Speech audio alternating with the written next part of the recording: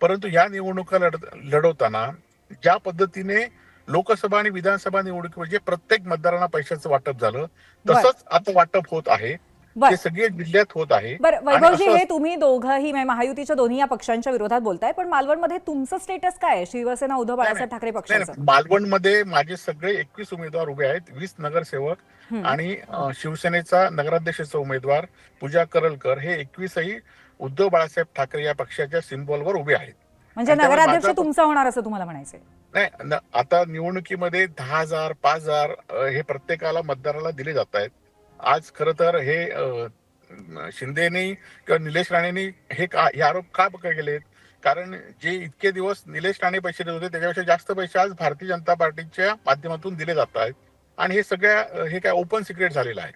आणि असं असताना सुद्धा आम्ही या ठिकाणी निवडणूक लढवत आहोत. प्रामाणिकपणा, निष्ठा हा विषय घेऊन आम्ही लोकांसमोर जात आहोत. बर परंतु भारतीय जनता पार्टीने जर एवढा विकास केला तर त्यांना ह्या अशा छोट्या छोट्या निवडणुकीमध्ये आज आपण बघतोय की राज्यभर अनेक मंत्री फिरतायत, अनेक या ठिकाणी आमिष दिली जात आहेत, अनेक आश्वासन दिली जातात, माझ्याकडे तिजोरीची चावी आहे की तुझ्याकडे तिजोरीची चावी आहे.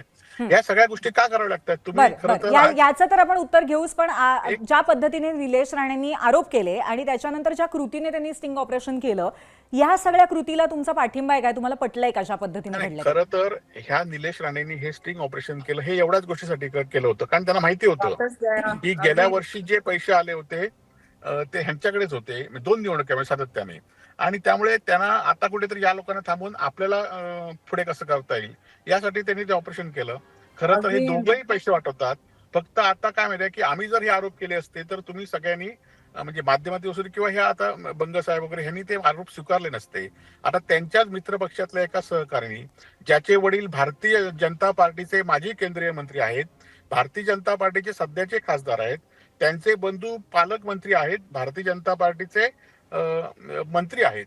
आणि त्यामुळे हे झालं असतं. जर समजा आम्ही हे ऑपरेशन किंवा केलं असतं तर आमच्यावरच उलटी कारवाई झाली असती. बर बर बर त्यामुळे ही कारवाई ते स्वतः मंत्र्यांचे भाऊ किंवा खासदारांचे चिरंजीव असल्यामुळे ही कारवाई केली, बर लोकांसमोर बर आली. मला असं वाटतं की वैभवजी, तुम्हाला कुठेतरी असं म्हणायचंय की या दोन्ही पक्षांकडनं कुठेतरी लक्ष्मी दर्शन, ज्याचा शब्द आपण सातत्याने वापरतो, तो होत आहे. कुठेतरी त्याच्यामुळे सगळीकडे त्यांचा जिंकून येण्याची शक्यता जास्त आहे असं तुम्हाला म्हणायचंय का? नाही असं नाही सर, असं नाही. शक्यता कशी असेल?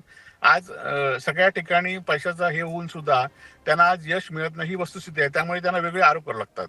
आज मी सांगतो की मालवणातील जनता सुज्ञ आहे. आज मालवणातील जनता माझ्यावर विश्वास दाखवतील, आमच्या नगराध्यक्ष मॅडमवर विश्वास दाखवतील आणि आम्हाला निवडून दिल्याचा माझा विश्वास आहे. आणि हा विश्वास येणाऱ्या निवडणुकीमध्ये आपल्याला दिसून येईल.